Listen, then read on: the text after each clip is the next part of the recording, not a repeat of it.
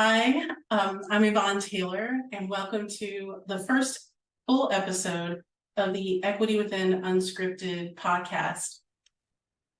Today, we're going to be talking about something that I had not planned on discussing for the very first episode of the podcast, but it really connects with the kind of work that I do and the ideas that I think about all the time, and a lot of the people that I'm in community with. And that has to do with equity within higher education. This is almost exactly the year anniversary of when I defended my dissertation. I defended April 6th of 2023, and today is April 5th, 2024. And right now, my alma mater is in the midst of what I consider to be a moral crisis.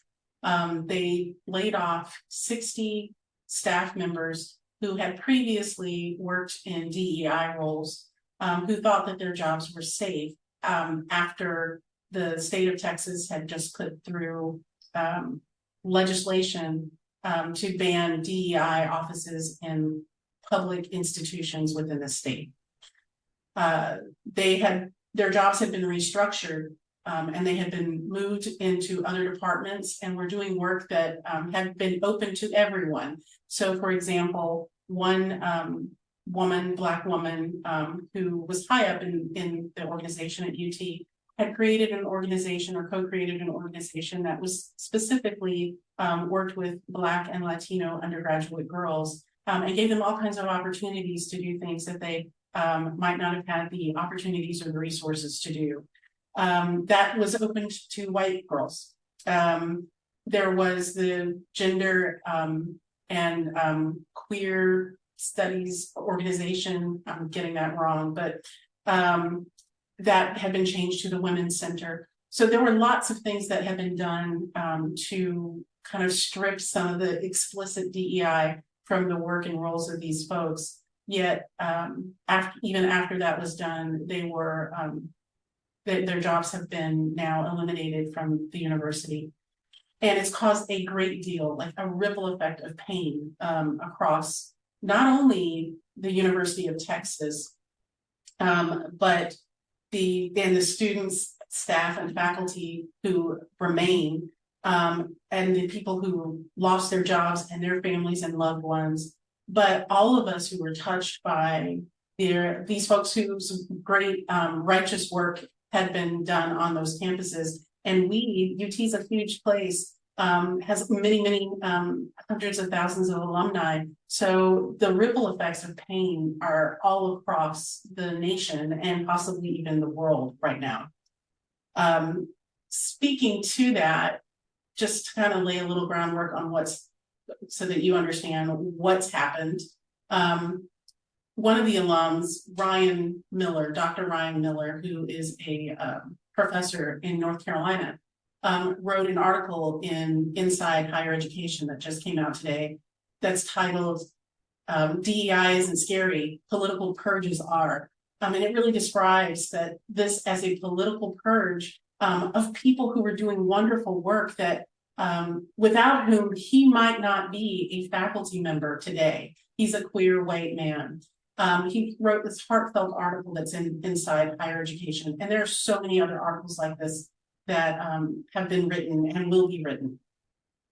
But what I wanted to talk about today in relation to that is that within my dissertation, in the findings and implications and discussion portion of the dissertation, I had a paragraph about this kind of thing that my dissertation co-chair questioned me about. And so I want to read part of that, and then we'll kind of get into how I responded, and then also how my son, Xander, who was 17 years old at the time, responded. And that's going to kind of lead into a conversation between the two of us.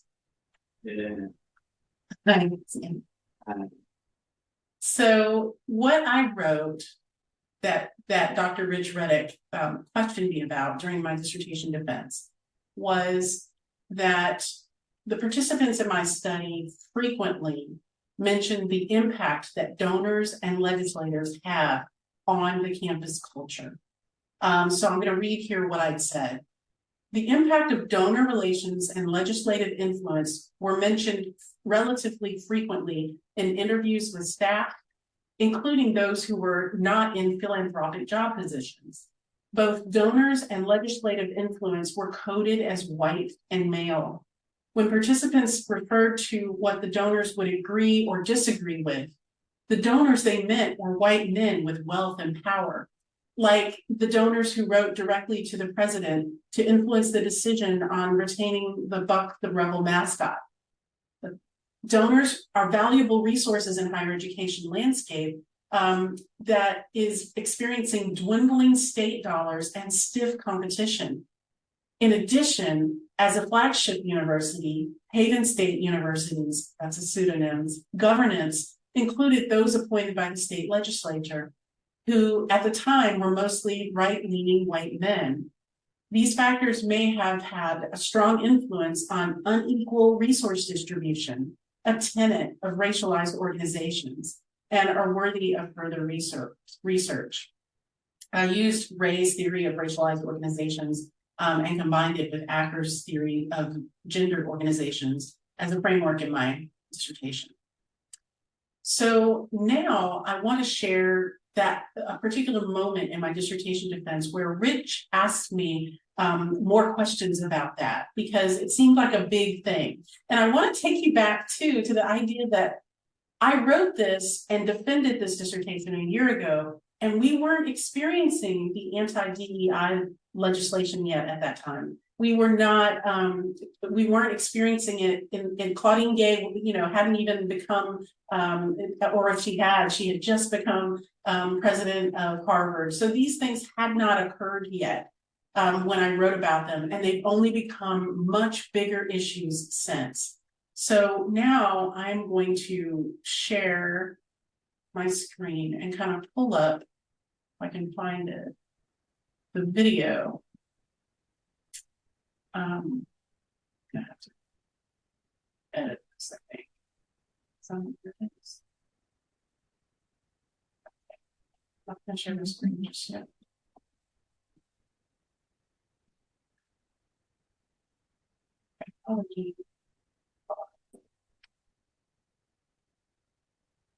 Okay, so now I'm going to share my screen and play this portion of this video.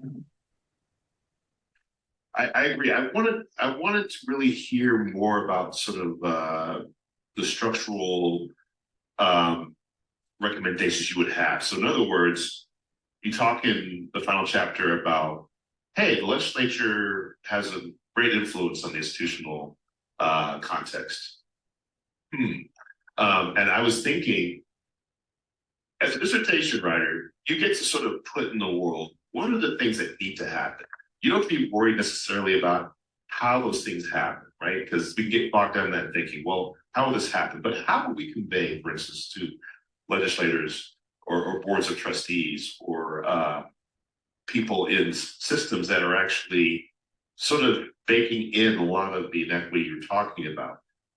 I want to maybe to push you and think about, well, what would you say? Like, how likely is it that your great work will be understood and interpreted by folks in those spaces?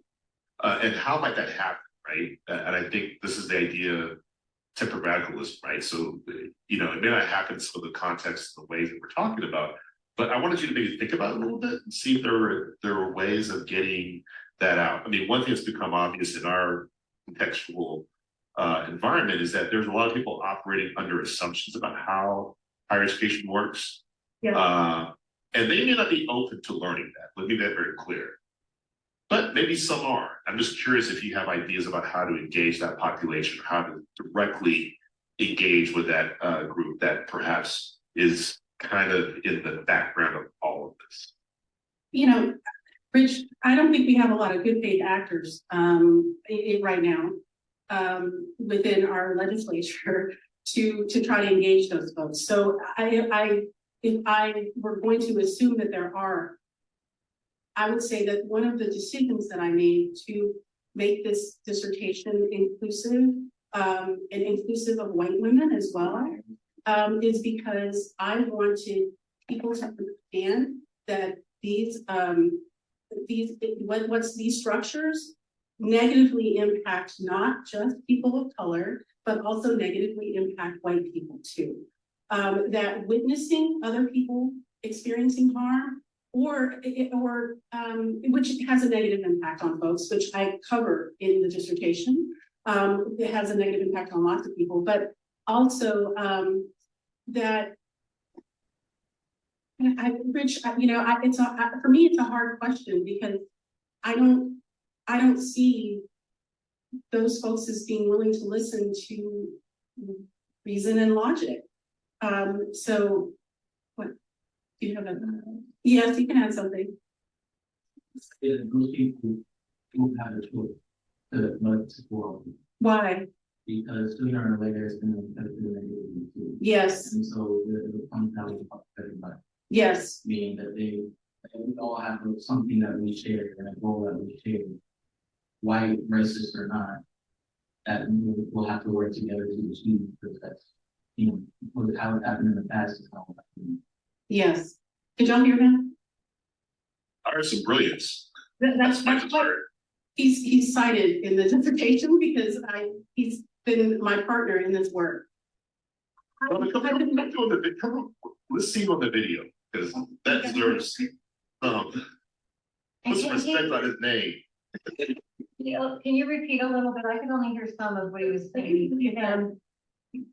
I was basically saying that sooner or later, the people in power or the people who have the control to make these decisions or to put them in action, they're going to have to cooperate because it hurts them not to.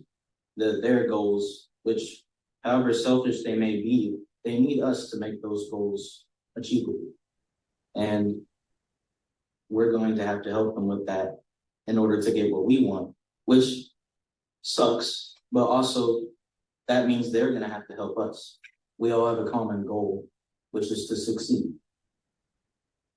So we've been talking a lot about Heather McGee's book, The Sum of, it's not The Sum of Us, is it? I think the zero-sum game and The Sum of Us, it's about the zero-sum game. We are all in this together, helping people, and I think that's what you just said, Xander, is what I was trying to get at and what I was saying about why I included the populations that I included, is that we are all in this together, and these systems may have had stronger effects on the women of color, and in particular Black women in the study, but they had negative effects on all of the women within the study. And so this is all going to affect all of us. These systems are not sustainable working in the ways that they are. And so there's some ways that we have to kind of figure out how to talk to people who don't see that yet and don't understand their place within the system, and how it's coming for them too. So, Zan, that leads us to today. Like a lot of the things that I was talking about in the dissertation defense a year ago have been like exacerbated now. And I've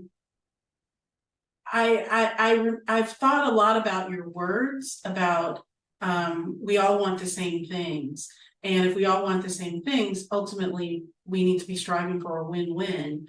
But if you've got people who have a great deal of power and don't want a win-win, how do you create any kind of leverage, or how, basically this very question that Rich was asking me, how do you appeal to these people?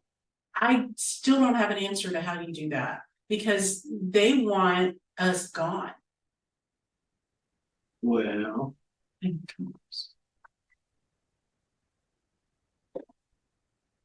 okay. Well, you ask them what they want. If they want us gone, I mean, they can't have us gone, but they still need it. How they gonna build without it? Right. But they definitely don't want us in positions of power. I mean, so and underlying what I'm saying is an assumption that I am making, and I believe it is an accurate one, that anti-DEI, anti-CRT, is ultimately anti-Black. It is anti anything that is not white, male, moneyed, and heterosexual, cisgender, anything outside of that. But very much DEI is almost coded as Black now. And so I'm just letting the listener know that that is the assumption that I'm operating under I think it bears out in who they're targeting. And the majority of the folks that get hurt, although, is ultimately it's anti-Blackness. And so no, they can't have us gone, but they definitely want us under their positions. Yeah. They don't want us to be equal. Right. So we are, and probably will never. But they still gonna have to ask us for help. that to me seems, I'm just gonna say it seems idealistic. No, it's not idealistic. I think it's like, Tell me why. they could be illogical to assume that they will wipe us out I'm not saying they'll wipe us out, or keep us out but of their position. Because even if they like their system is built, it's designed to fail. It's designed to topple all over their heads. And so in that way, if you play the long game, we'll still come out victorious. But that's people will have to suffer years and years and years for that to come. so how do we do something different than that? Where people will have to suffer for years and years and years. What should we, one of the things you were saying is that we have power that maybe we don't recognize some of the power that we have. And yes, we are all needed, but one of the things that you said in another conversation was that they are audacious in what they're doing, and that we are not as audacious in the We response. have to find out what their weaknesses are, and they intentionally made their weaknesses not obvious, but they're becoming more and more obvious because the intentions are right. They're saying it out loud. They're saying they don't want Black people in these positions. They're not hiding. They're not hiding it anymore.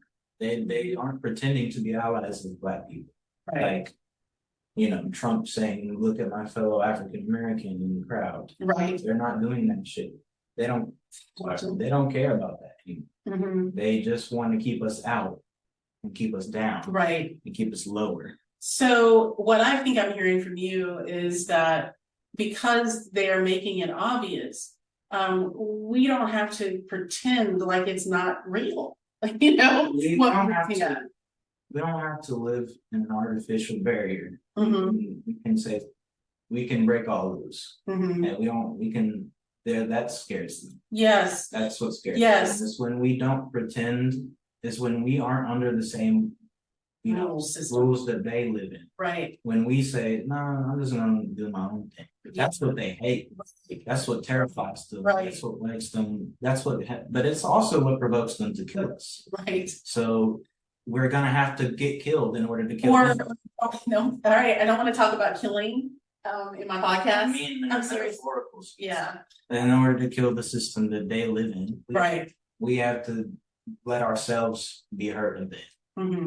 Well, and I think though, because I want to take it in a different direction, that like you mentioned AOC and how she's not only surviving but thriving and being authentically herself, and that they don't like that.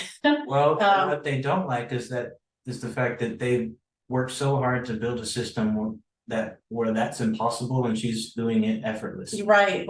That's what they do. Right, that's what they don't like. And that reminds me also of the mayor of Baltimore.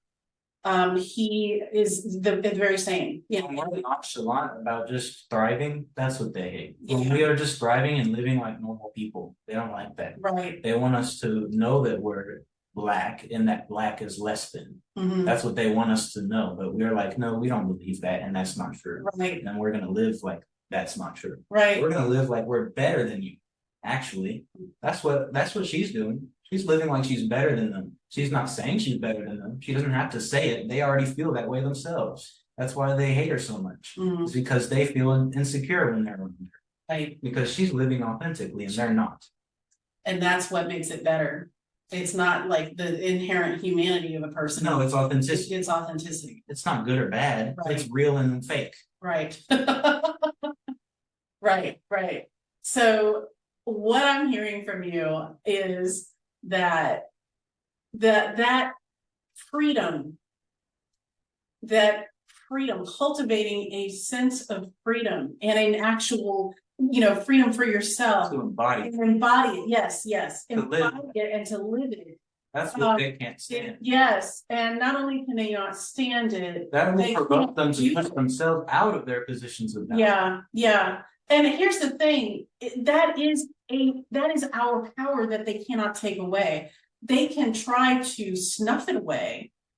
They can try to hinder it. They can try to do all those things. That's what it is to refuse to sit in the back of the bus. That's what that is. That's what that is. To sit in at a restaurant that says you're not meant to be there. That's what that is. We say, well, but we are meant to be there because we're human. Right.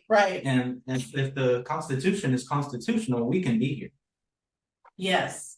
If it's not, we can't, and that's what you're saying, but we don't agree with that. We think America is free. Right. And so we're gonna sit here and be free. Yes. We're gonna actually stand for what America says it stands for. Yes. That's what we're doing. That's what we do. That's what we do. We stop pretending that this is what America is and we embody it.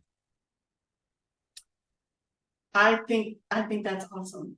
I think that is awesome. We're supposed to be the land of the free and the home of the saved. That we're not. Yes. So let's be that.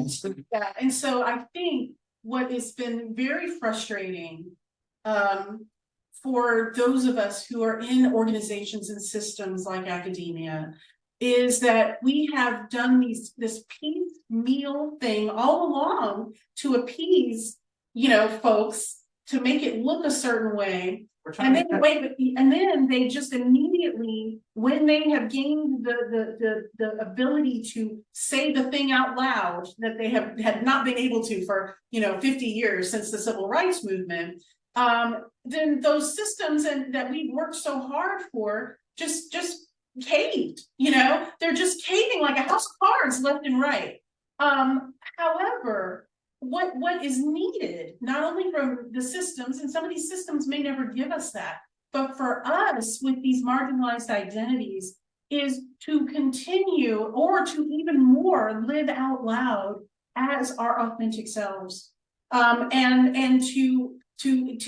not to put a lid on it anymore, but to live. That is the biggest power that we have. Yeah. And all we have to do is just be ourselves to do it. Yeah. Without hiding ourselves. Because they were able to push us into our shells. Yes. And then through things like respectability politics, making ourselves palatable if we're queer people, all of these different ways that we've done the fact that you can't say certain things out loud in a room without people going quiet. Yes. We're gonna say screw that.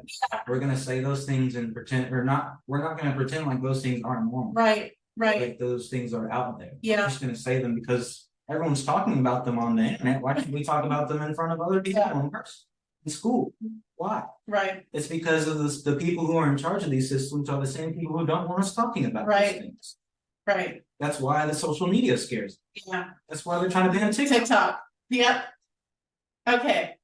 Well, I think we have talked, I don't know how long this has been, this being my first episode of Equity Within Unscripted, but we've kind of gone through the map and really shared some thoughts. And I would love to hear what you, the listener, have to say about the ideas that we've shared and also about the inequities that you're seeing and what we can actually do, what our power actually is. Thanks for talking with me today, man.